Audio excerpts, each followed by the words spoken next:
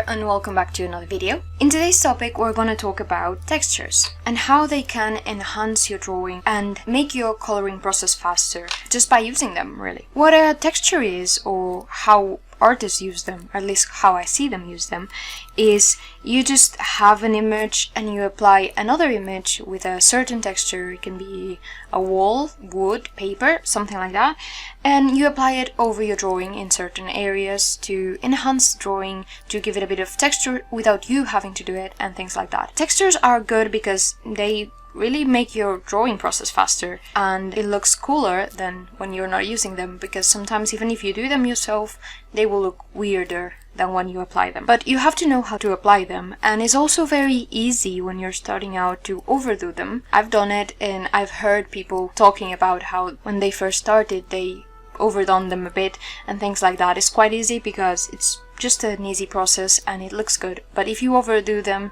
it just starts looking fake. So first I'm gonna tell you, with this drawing I have here, I'm gonna explain you how I usually work with them, and then I will tell you a bit more, like what textures are good to have around and things like that. For the process of starting using textures, what I've usually came to do that I found useful is creating separate layers of flat color, and that I'm gonna later use to clipping mask them, the textures over them. So for example, in this drawing I'm not going to use texture for everything. Thinking about using a texture for the octopus hair kind of thing.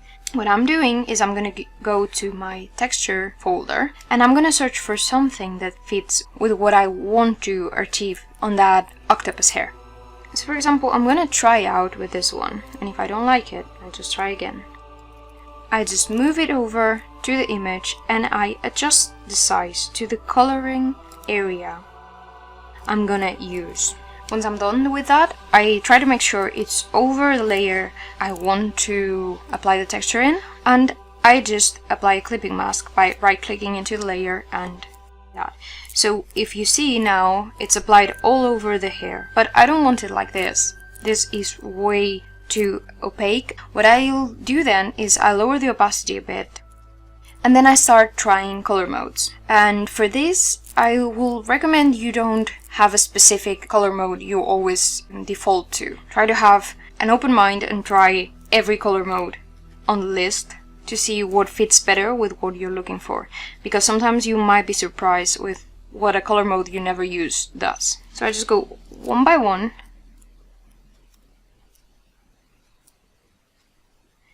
trying to see which one fits best.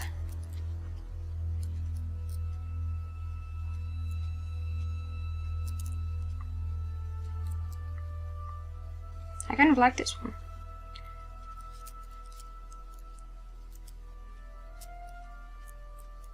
Alright, I'm keeping this one. One good thing also about having the flat layer color below, I mean depending on the color mode you choose, but usually it will stay the color you thought about. So once I have it like this, I adjust the opacity again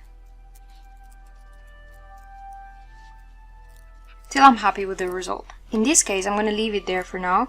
After this, you just work normally over the layer like you would color it. In this case, I will just add a layer of shadows and then lights, and I'll be done. And what the texture does, because you might be wondering, alright, if you add shadows and color and things like that, you're still working over it. But it still skips you a step, because just the texture already gives it a bit of life. Your work over it will be much less than if you had nothing below. Sometimes it will really save your work. I mean, if it's, for example, a piece of clothing where you don't have to do a pattern, but in this case it's also because it enhances the look of the drawing. So I'm going to put the time-lapse how I work with this later, but now I'm going to show you examples of how you can use textures in your work. So you can use a texture as a background to make your background look less plain, especially if you're trying to enhance a character and you just want to do one color background. Usually adding a texture, even if it's not very opaque or anything, usually gives life to your illustration. Sometimes you can also apply the texture over the whole character at a very low opacity to just give it a base of texture. That usually works too. In this case, as you can see, the texture was used in the background. That's what creates these little things, and then I worked over it with a brush to create the doubles of light. Another example of this is the texture on clothing. This is really useful because once you have a pattern in mind, you can just search for an image that suits your pattern, put it over the dress part as I just showed you, and you're done. Basically add some shadows and it looks like a real pattern on a piece of clothing. You can also apply textures like this, for example, to simulate wallpaper. Like in this case, I just put it in a very low opacity, worked over it with a brown color to create that effect. And the last piece I want to show you is this one. I used texture for 3 different kind of things. In this sort of thing she wears around her arms, I try to use a texture, a base texture, I think it was like paper, to imply the furry texture of this. Then on the headpiece over here, I used the texture to imply a pattern. And over the full dress of the mermaid, that you can see here, I also applied a very low opacity texture over the whole thing to give it a base. Now, you probably can't really see it right now, but it does give a texture to the dress that sometimes if you don't add it, it doesn't look so good. So sometimes the best way to use textures is to be very subtle. Alright, so after that, I guess you already have an idea of how you can use textures, but let's go over some of the most used areas you can have textures on. So one is backgrounds.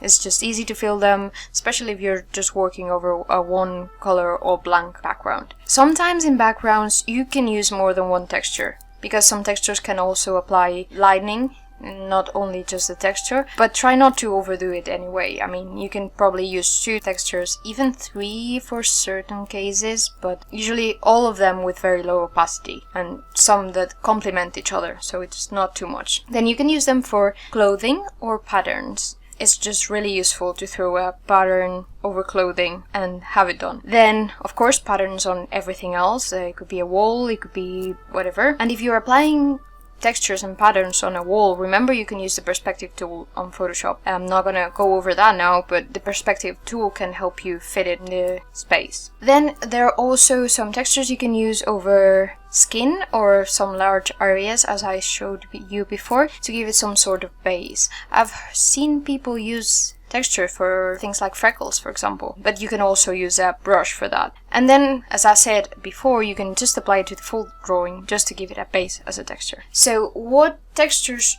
should you start searching for if you're starting out?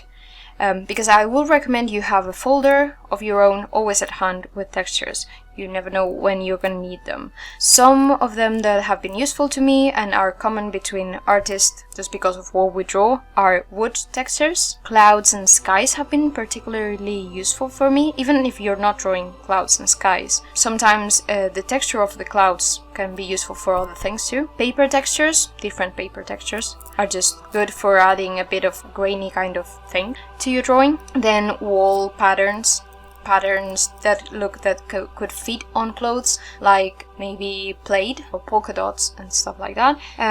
Foliage can be useful too, and then watercolor textures are really good to add something different to your drawing.